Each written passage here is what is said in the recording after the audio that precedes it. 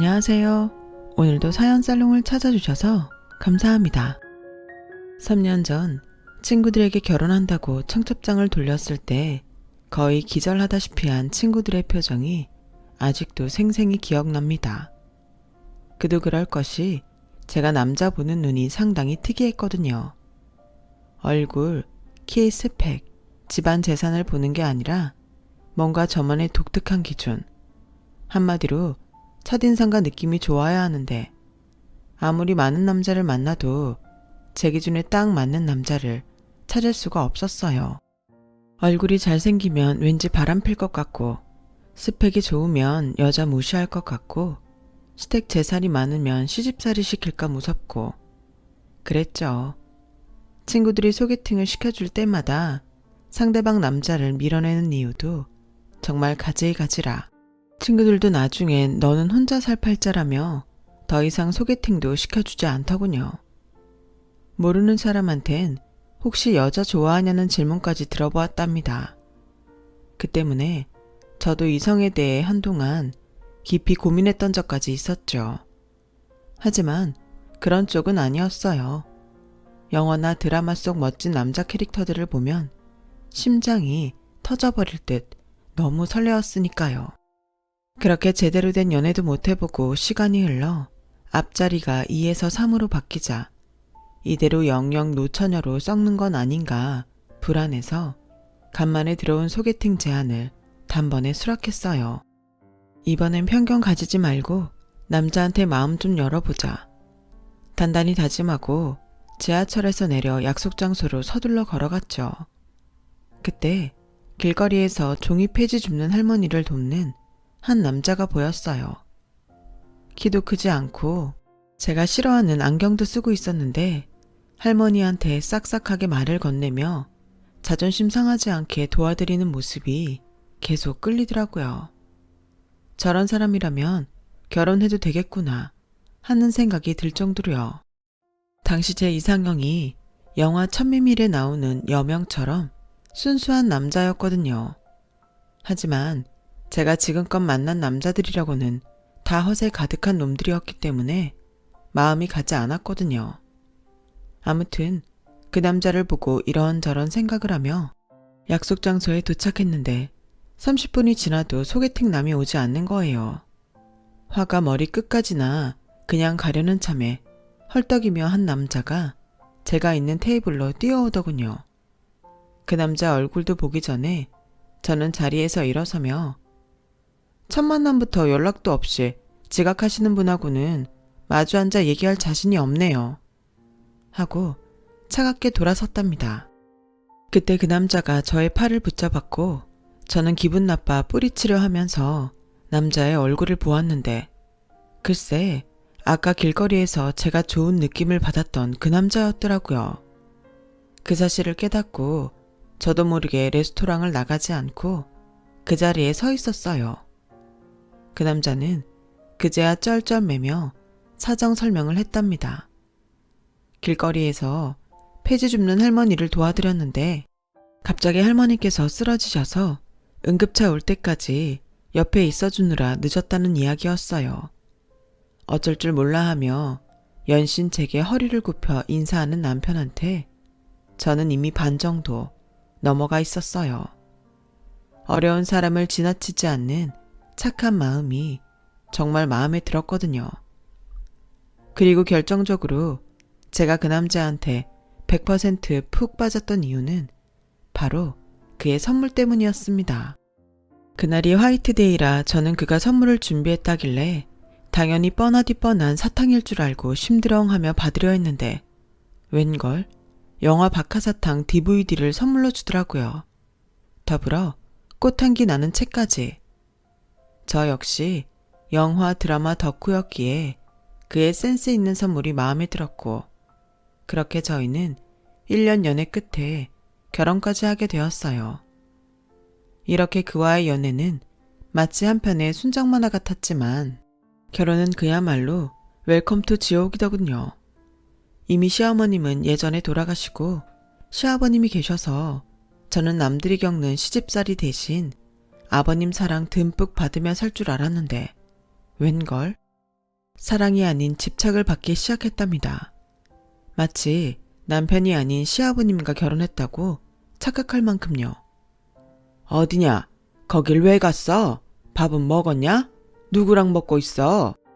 하루에도 몇 번씩 걸려오는 아버님 전화에 저는 벨소리 환청까지 듣곤 했죠. 전화를 모르고 안 받거나 조금이라도 늦게 받으면 불같이 화내셨거든요. 심지어 저희가 영화관 데이트를 하던 중에도 계속 전화하셔서 일부러 폰을 껐더니 세상에, 시댁 고모님한테까지 전화해 저희들이 전화 안 받는다며 난리를 쳤다는 거예요. 덕분에 저희는 시고모님한테까지 잘못도 안 했는데 꾸중을 들어야만 했고요. 평소에도 하루에 몇 번씩 통화하는데 왜 이렇게까지 저희한테 집착하시는지 정말 이해할 수 없었죠. 어머님이 돌아가시고 계시지 않아 적적하신 건가 이해하려 해봤는데요. 아버님은 가끔 만나시는 아주머니가 계셨거든요. 그래서 저희도 주말마다 아버님 집에 갈 때는 혹여 그 아주머니께서 계실까봐 집 비밀번호를 알면서도 늘 초인종 누르고 한참을 밖에서 기다리곤 했거든요. 아버님과 그 아주머니는 혼인신고만 안 했을 뿐이지 부부 동반 모임에도 나갈 정도로 가까운 사이였거든요. 하지만 그 아주머니도 자식들이 있어서인지 그저 아버님과 애인관계만 유지하고 살림을 합치지는 않았습니다. 그래서 외로우신 거였을까요? 아님 제가 하나밖에 없는 며느리라 신기해서였을까요? 숨막힐 정도로 연락하고 별별 간섭을 다 하시더라고요. 왜 결혼 반지 안 꼈어? 라는 사소한 간섭부터 왜 화장도 안 하고 다니냐? 여자는 피부가 좋아야 하는데 마사지 좀 받고 다녀라. 라는 선 넘는 외모 지적까지 자기 딸한테도 안 하는 지적을 하며 제 사생활 하나하나 터치하더라고요. 남편한테 힘들다고 하소연했지만 너무 착한 사람이라 차마 자기 아버지한테 저의 힘든 점을 이야기하지 못하더군요. 그래도 시아버지 모시고 안 사는 게 얼마나 다행이냐며 저는 스스로 위로하며 아버님의 유별난 간섭을 그냥 넘어가려 했습니다. 그런데 남편과 달리 아버님은 어찌나 여자를 밝히시는지 어디 식당에 가면 꼭 예쁜 종업원을 뚫어지게 쳐다보곤 저를 민망하게 만들더군요. 아버님, 그만 쳐다보시고 이제 식사 좀 하세요. 이쯤 되면 며느리 말에 민망해 시선을 거둘 텐데 아버님은 그 종업원한테 예쁘다며 수작까지 부리더라고요. 정말 체면이라고는 눈꼽만큼도 없고 그저 자기 마음 가는 대로 하시는 분이었습니다. 아들은 아빠 닮는다던데 어쩜 남편이랑 시아버님은 절이 다르던지요. 그러던 어느 날 제가 아버님과 결국 소원해진 계기가 있었어요. 명절 때 음식을 치우고 거실에서 TV 보며 남편이랑 아버님 셋이서 쉬고 있는데 갑자기 아버님이 제 허벅지 위에 누우려고 하시는 거예요. 아버님, 지금 뭐 하시는 거예요? 깜짝 놀라 제가 아버님 머리를 제 허벅지 위에서 치우자 아버님은 오히려 화를 내며 아니, 딸처럼 예뻐서 그러는 건데 왜 그러냐? 오히려 화를 내는 게 아니겠어요? 적반하장인 아버님의 태도에 저는 기가 막혀 말문이 막혔어요. 남의 집 딸한테 예쁘다며 다리 위에 누우려고 하는 게 말이나 됩니까? 하지만 오히려 아버님은 저를 예민한 사람 취급하더라고요. 그 사건 후로 저는 아버님과 거리를 조금씩 두기 시작했죠. 처음엔 저도 혼자 계신 아버님이 안쓰러워 잘해드리려 했는데 더 가까워지면 아버님이 선을 넘을 수도 있겠다는 생각이 들었거든요. 그래서 아버님과 둘이 있는 자리는 피했고 전화만이라도 더 자주 하고 챙겨드렸습니다. 그런데 더 충격적인 일이 벌어졌어요. 정말 누구한테 말하기에도 부끄러운 일이었죠. 어느 날 아버님이 노망나셨나 할 정도로 저한테 선을 넘는 말을 하시더군요. 너 이모랑 나랑 같이 살면 어떠냐? 순간 제 귀를 의심했습니다. 잘못 들었다고 생각해 아버님께 몇 번이나 다시 말씀해 달라고 했는데 그때마다 같은 대답이었어요. 아버님, 혹시 술 드셨어요? 라고 질문하며 저는 아버님을 조금이라도 이해하려 했죠. 하지만 아버님은 뚜렷한 목소리로 술 안 마셨다고 하더군요. 제 머리는 이게 무슨 상황인가 이해하려 바빴지만 상식을 벗어난 아버님의 질문을 도저히 받아들일 수 없었어요.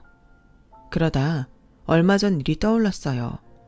매주 주말에 아버님이랑 같이 식사를 했는데 그날 마침 식사할 식당이 제 외할머니 집 근처라 할머니랑 함께 살고 있는 이혼한 이모와 다 같이 밥을 먹게 되었었거든요.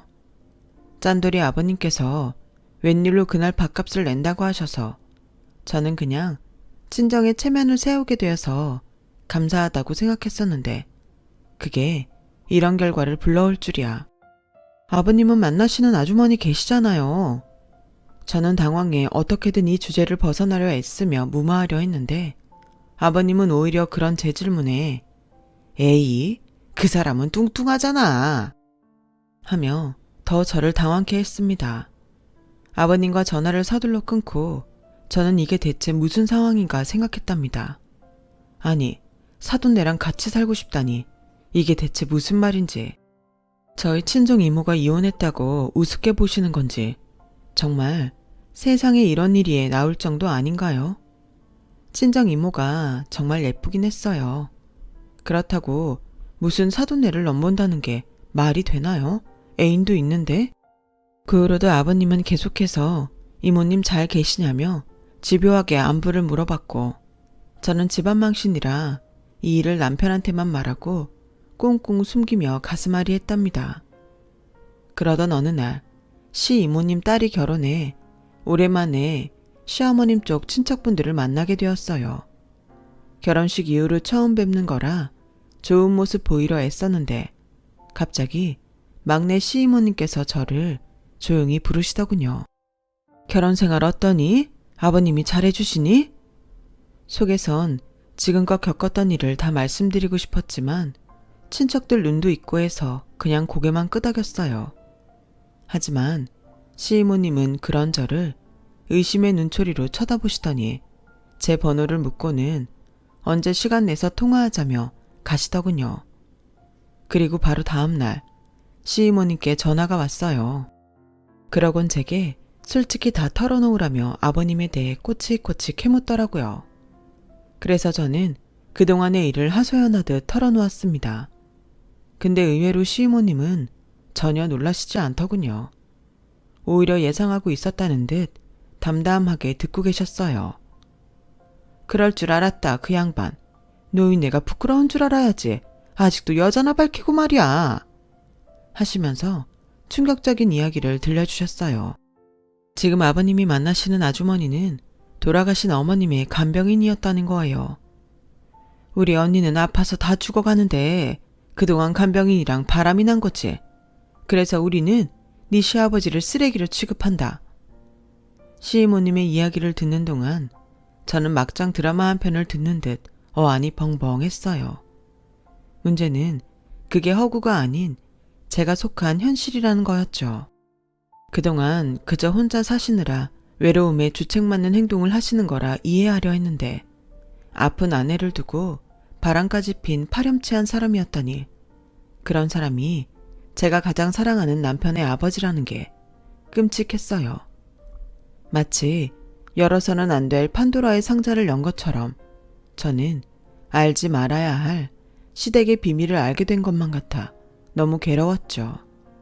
더구나 저희 결혼할 때는 돈도 없다며 한 푼도 주지 않으셨으면서 그 아주머니한텐 용돈으로 1,000만 원이나 주었다는 사실까지. 사기 결혼 당한 기분이라 남편한테 이 사실을 알고 있었냐며 난생 처음 밤낮으로 눈만 마주치면 싸웠죠. 나 당신 가난했어도 그냥 착한 사람이라는 거 그거 하나만 바라보고 결혼했어. 그런데 아버님이 만나는 분이 내 언니였다는 걸 왜 결혼 전에 이야기 안 했어? 내가 그런 분을 시아버지로 모시고 싶을 것 같아? 저는 처음으로 남편이랑 이혼까지 생각하게 되었고 아버님 때문에 저희 부부는 갈등의 골이 깊어져만 갔습니다. 나중에 친정 이모한테 들으니 그날 아버님이 너무 뚫어지게 자기를 쳐다봐서 민망했다고 하더군요. 그 말에 저는 역겨움이 느껴져 아버님을 그 다음부터 똑바로 바라볼 수 없었습니다. 저한테 하는 행동 하나하나 다 의심스럽고 거부감이 들어 전처럼 아버님을 살갑게 대할 수 없었거든요. 아버님 때문에 안 마시던 술까지 마시고 힘든 하루하루를 보냈죠. 어쩔 땐 숨을 쉴 수 없을 정도로 가슴이 답답해 눈물만 나오더군요. 그러다 문득 제가 피해자인데 왜 저만 괴로워해야 하는지 억울하더군요. 그래서 결심했습니다. 아버님을 망신 주고 복수할 방법을요. 아버님, 혹시 그 아주머니 말고 다른 분 만날 생각 없으세요? 그동안 찬바람 쌩쌩 맞게 대하던 태도에서 갑자기 온화하게 변한 제 태도에 아버님은 잠시 놀라시더니 이내 제 질문에 의아해 하더군요. 제가 아는 한 아주머니가 계신데 아버님이 좋아할 만한 날씬하면서 참한 분이거든요. 아버님이랑 잘 어울릴 것 같아 소개해 드리려고요. 예상 못한 소개팅 이야기에 아버님은 놀라면서도 계속 좋다며 웃음을 지으시더군요. 그 웃음을 보니 소름이 확 끼쳤지만 참고 약속 장소와 날짜를 말씀드렸어요. 그 후로 아버님은 갑자기 동네 의원 가서 얼굴에 점을 빼시지 않나, 정장을 맞추질 않나 아주 쌩 난리를 피더군요. 그런 아버님을 보니 소개팅에선 어떤 표정을 지으실지 너무 기대되더군요. 마침내 아버님의 소개팅 날 향수까지 뿌리며 기분 좋아 보이는 아버님을 모시고 저는 약속 장소인 인적 드문 커피숍으로 향했어요. 가는 동안 저는 아버님 멋지다며 내내 칭찬했고 아버님은 제 말을 곧이곧대로 믿고 소시적 인물 좋았다며 또 본인 자랑을 하더군요. 차 안에서 계속 아버님의 애인한테 전화가 오는데도 아버님은 예상대로 안 받으시더라고요. 이제 자신의 이상형을 만나러 가는데 뚱뚱한 애인이 눈에 들어오겠어요? 아무튼 저와 아버님은 커피숍에 먼저 가서 아버님의 맞선녀를 기다렸어요. 오시는 거 맞지? 계속 저한테 질문하며 초조하게 시계를 쳐다보던 아버님 앞에 딱 달라붙은 원피스 차림의 여자가 나타났습니다. 선글라스와 모자를 쓴 채로요. 아버님은 맨날 거구의 애인만보다 눈앞의 모델처럼 날씬한 여자를 만나 너무 좋은지 입을 다물지 못하더군요. 음료 주문할 차례가 되니 맨날 믹스커피만 마시던 분이 생전 안 드시는 아메리카노를 주문까지 하고 속으로 참 애쓴다 애써 하며 혀를 끌끌 찼습니다. 혼자 되신 지 오래되셨다면서요. 그동안 얼마나 외로우셨습니까? 저도 부인 그렇게 허망하게 가고 아들까지 장가 보내니 세상 외로웠습니다. 자식들한테 연락 한번 하려 해도 눈치 보이고 이래서 자식보다는 옆에 누군가가 있어야 하나 봅니다. 맞선녀 앞에서 뻔뻔하게 말도 잘 저어내는 아버님을 보니 실소가 나오더군요. 그동안 자기 애인한테 하는 연락보다 저한테 더 연락하고 간섭했으면서 무슨 자식들한테 연락도 제대로 못했다고 하는지, 게다가 앞에 맞선녀가 입을 떼기도 전에 매너 없이 혼자 주저리 떠드는 꼴이라니. 그렇게 술 마신 사람처럼 기분 좋아 한참을 떠들던 아버님께선 그제야 맞선녀한테 말을 건넸습니다. 그런데 실내에선 선글라스를 벗어도 되지 않을까요? 모자와 선글라스로 가린 맞선녀의 얼굴을 제대로 보고 싶었던 아버님은 다급하게 말하더군요. 그러자 맞선 보는 분이 천천히 모자와 선글라스를 벗으셨죠. 아니. 그 모습을 본 아버님은 마시고 있던 아메리카노를 뿜으셨고 너무 놀라 뒤로 넘어가기 일보 직전이었습니다. 네, 맞아요, 형부. 저예요. 그동안 잘 지내셨어요? 언니는 형부 때문에 스트레스 받아서 병까지 얻고 그렇게 허망하게 갔는데 형부는 아주 잘 지내시네요. 여전히 이 여자 저 여자 찝쩍대면서요. 생각지도 못한 처제의 등장에 아버님은 귀신이라도 본 듯 벌벌 떠셨고 저는 아버님한테 얘기했습니다. 아버님, 뭘 그렇게 놀라세요? 얼마 전엔 저희 친정 이모도 소개해달라고 하셨잖아요. 그래서 친정 이모보다 더 아름다운 시댁 이모님 대신 모시고 왔어요. 아버님은 어차피 상대가 누구든 그저 예쁘고 날씬하기만 하면 되잖아요? 양심 없는 분이니. 그제야 제 얼굴을 쳐다본 아버님은 손까지 벌벌 떨며 황급히 그 자리를 빠져나가셨어요. 얼마나 놀라셨는지 차키도 가다가 몇 번 떨어뜨리고 다시 줍기를 반복하더군요. 가다가 사고는 나지 않을까 쓸데없는 걱정도 했었죠. 아무튼 그 모습을 본 저와 막내 이모님은 통쾌하게 웃었고 뒤이어 아버님의 애인인 아주머니한테 녹음 파일을 몇 개 보냈죠. 아버님이 그동안 아주머니가 뚱뚱하고 못생겨서 억지로 만난다는 이야기와 방금 소개팅에서 한 내용이었어요. 그 파일을 받고 지을 그 아주머니의 표정을 상상하니 속이 다 시원했어요. 사실 명절마다 떡하니 아버님 집에 와 있는 아주머니 때문에 동네 사람들은 저한테 시어머니냐고 물어보고 그 때문인지 자기가 진짜 시어머니 행사까지 했거든요.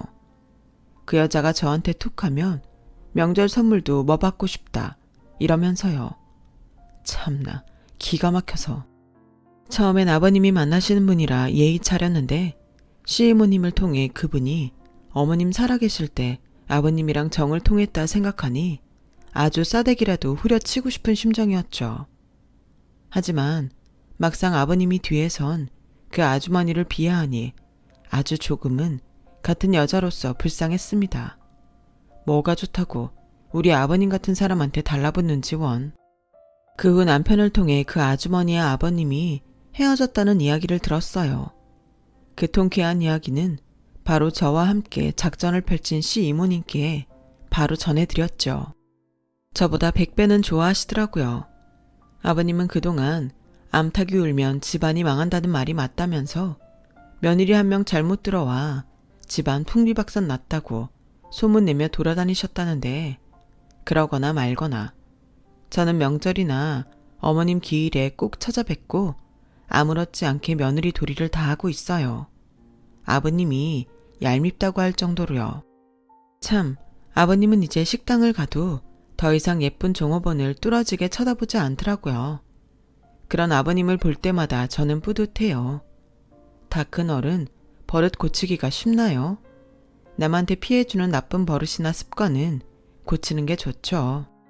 계속 이렇게 잘 지켜주셔서 그런 모습으로 아들에게도 더 상처 주지 않고 잘 살 수 있었으면 하는 바람입니다. 좀 털어놓고 나니 마음이 더 가벼워지는 것 같습니다. 제 이야기 들어주신 분들 감사드리고요. 항상 건강하시고 꽃길만 걸으세요.